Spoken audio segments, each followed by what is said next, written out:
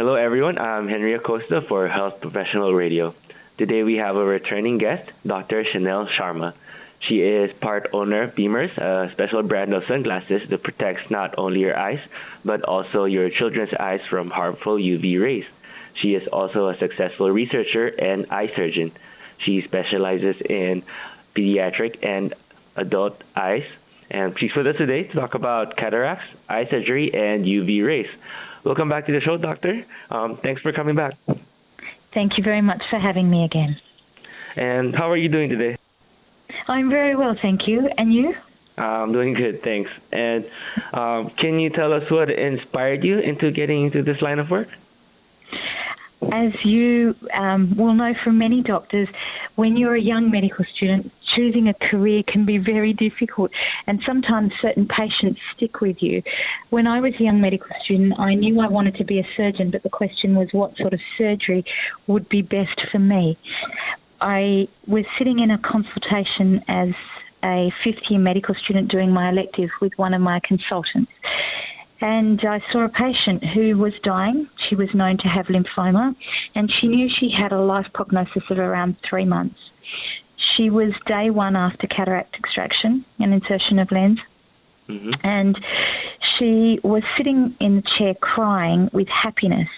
And I remember so distinctly that it tugged a string of my heart, because she was saying to the consultant who'd done her surgery that now she was able to see her grandchildren's face for the very first time, and so she was now content to die when she would pass from her lymphoma. But this had made a massive difference to the quality of her life and given her great happiness. And I realised it seems that I felt like we were chasing extending quantity of life, but this would give me an opportunity to help people improve their quality of life. So I spent more time in ophthalmology, and I loved what I was seeing, and so decided to pursue the career that I have. Wow, that's a very touching story, and thanks for sharing that with us. Thank you. And can you tell us a little bit more about cataracts, and what exactly is it, and how do we get it? That's a really good question. So cataract is, a lot of people think it's on the surface of the eye, but as you know, it's not. It's in the lens of the eye. So it's behind the cornea and behind the iris. The lens is the only structure of the body where you do not shed it with age. So your hair grows and we cut it, fingernails, stomach lining turns over, but the inside of the lens is created in utero, and every year additional layers are added to it. Cataract is the term that we use to describe when it starts to become opacified. So when there are different forms of cataract. So sometimes you just get the nuclear sclerotic type, where the lens starts to go yellow, and the main symptoms people have is that they start to lose colour, sensation, it's harder to focus, and their lenses will change in script. Their spectacle correction will change. Sometimes people even notice an improvement in their vision initially. As the refractive index of their lens increases, they find reading vision initially becomes easier, but their distance vision might be going, and then they notice the progressive loss of vision if the lenses continue to opacify. There are other types of cataract, so where the predominant opacification occurs at the posterior capsule, and there the patient will relatively rapidly lose the focus and ability to read. For example, when I say rapid, I mean over 6 to 12 months. Other types of cataract, cortical cataract, where the patients have like the bicycle spokes on a bike, and their patients' main symptoms will be things like glare. They find headlights coming towards them very bothering, and they'll often complain about the new LED lights on cars, because that's where the light scatters and they get more difficulty with it, causing a sense of overwhelming light or blindness temporarily. And who are the most common people that usually get cataracts? So there are two major groups of people. There is congenital cataract, which is a different group, so children that are born with cataract, and I'm not touching on those today. but we're talking about predominantly the elderly population. So mostly people who are above 50 to 60 getting a pacification of their lenses and requiring treatment. The only real treatment for cataracts once they become symptomatic is to remove them surgically. The other thing to think about when you talk about who has cataracts is that there are certain risk factors that make the cataract develop more quickly. For example, patients with diabetes will often get their cataracts earlier than people who don't have diabetes. Certain medications, for example, people who are on oral steroids or have had long-term topical steroids of sorts. So it may be in the form of eye drops, it might be in the form of ointment on their skin for their psoriasis. There are certain other medications that can cause cataracts to progress more quickly, but less commonly so. Then you've got certain conditions which predispose people to getting cataracts, such as, like we talked about, diabetes, but lesser commonly known like Marfan's disease. And then the new category, or the category that there has been increasing focus on, is we've always known that UV damage is related to the progression of cataracts and development of cataracts. There has been a push worldwide for kids to be wearing sunglasses to try and reduce their UV exposure. As you know, 80% of UV damage occurs to the eye between the ages of 0 and 18.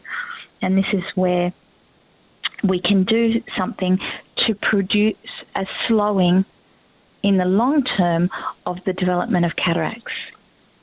I see. And what are the other ways that we can do to prevent us from getting cataract? So the key things we can do is, number one, putting sunglasses on when we're outdoors, not just on overcast days. And I would recommend sunglasses with OptoShield technology, which is the criteria that Ransco have recently stated in their press release. Mm-hmm. I would also encourage the awareness of diabetics to have good sugar control. Of course, this is needed for so many factors, and cataracts is just one of them. Other things we can do, limit the use of steroids, which we do in the medical community anyway, but knowing that steroids topically should be limited to the eyes as well as to the skin where possible, or used so that we can limit the exposure to the risk factors that cause cataracts to develop. Other things, obviously, encourage our children not to look into microwave ovens and those sorts of things which have been shown to be associated with cataracts developing more quickly. When do you think it's already necessary for a person to get surgery for their eyes with cataract? Now, that's a very good question, because if you look back 20 to 30 years ago, people used to say, my cataract was not mature yet for surgery, or it was not ready for surgery. Those terms we don't use so much anymore, because in those days we used to have to wait till the lens had become dense enough that we were able to squeeze it out of the eye. Now, using microsurgical techniques, refractive lens exchange is the removal of the intraocular lens before it starts to develop a cataract. And so we've become very good at removing non-cataractous lenses, so we can take out cataracts at any point. For some patients, they are symptomatic in that they're unable to function when they have what other people would describe as good vision. So they may have 6.6 or 6.75 vision on the chart. For example, I see sometimes doctors who come in and say that they are struggling to read their notes, even though if I measure them on a Snellen and Acuity chart in a dark, quiet room with high contrast, black on white, they might have very good vision. The patient will tell me they're symptomatic. At the other extreme, I've got patients whose vision is 660 on the chart, and they say to me that they're perfectly fine and they can do everything they like because their main hobbies are to do the gardening and plant their flowers. So cataracts can be taken at any time. There are certain times in a patient's life that I think it's essential to consider cataract surgery.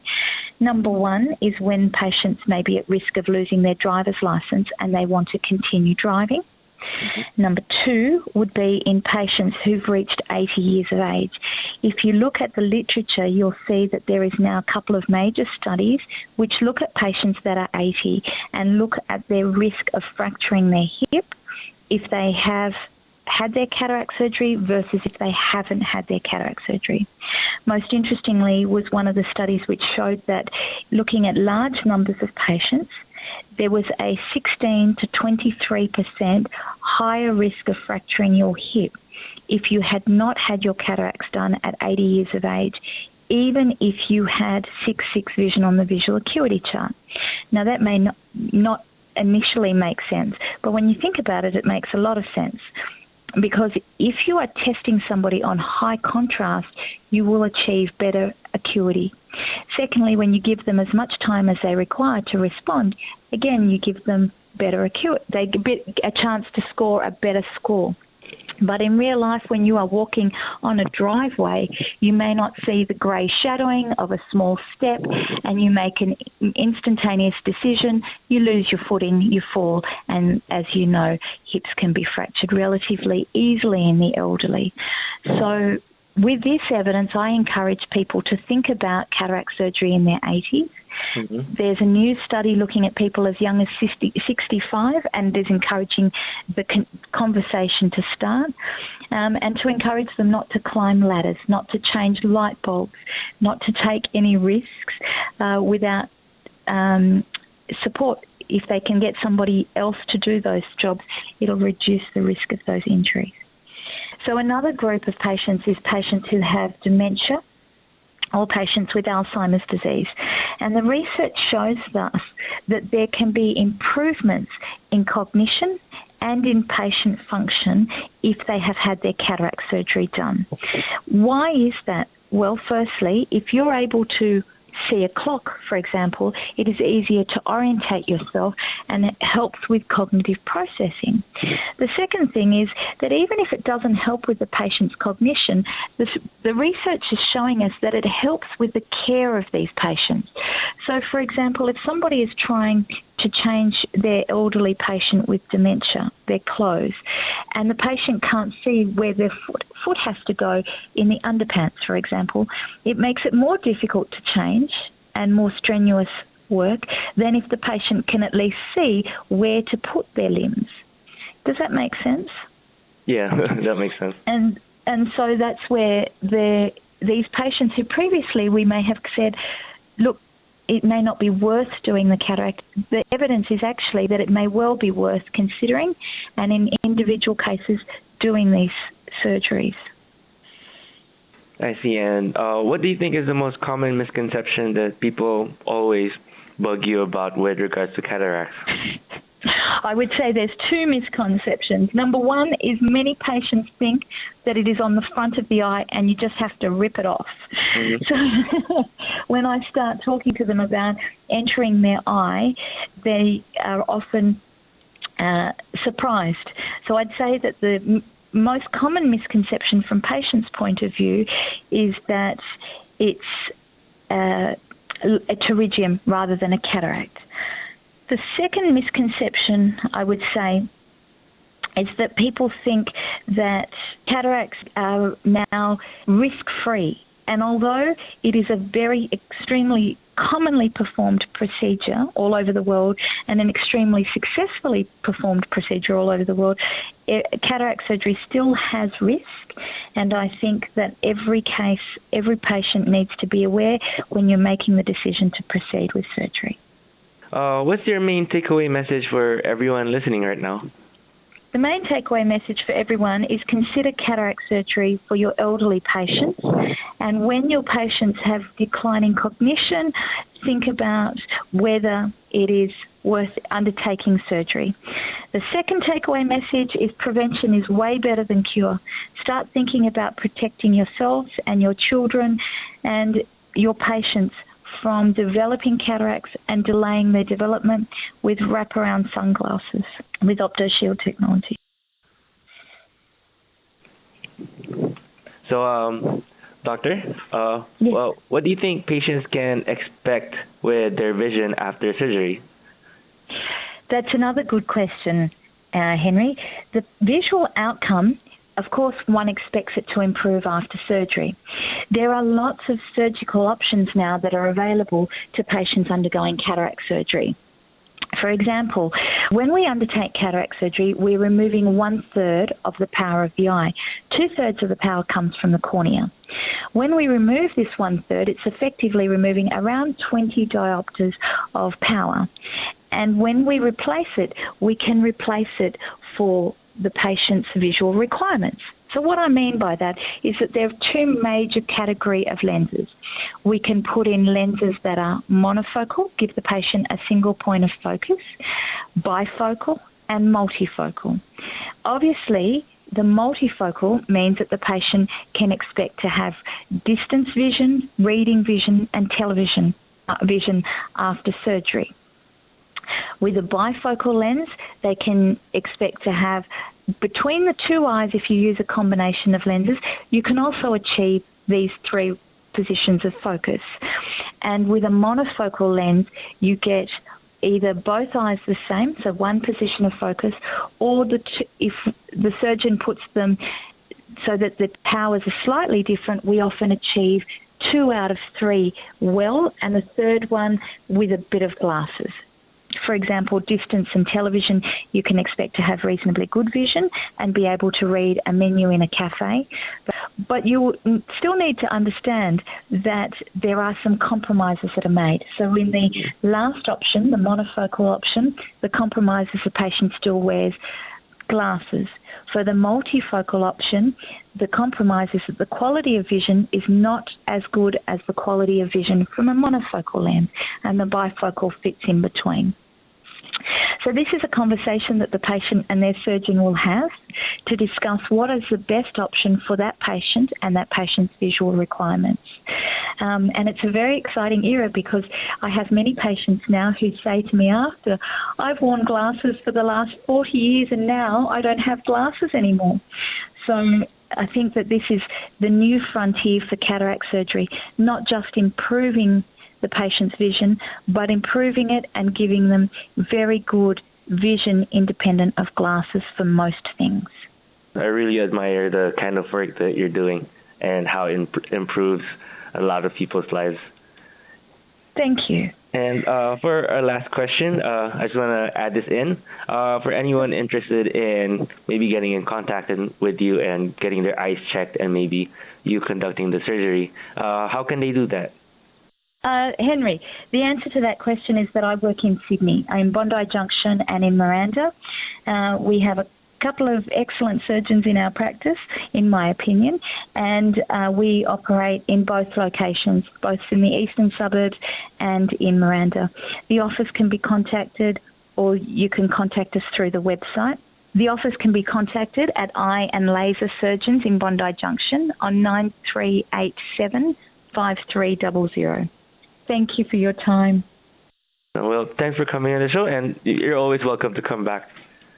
Thank you, Henry. I'm happy to. Any topic you want to talk about, I'm happy to talk, because I think education is really important. And that was Dr. Shanel Sharma, and we just finished talking about UV rays, cataracts, and eye surgery.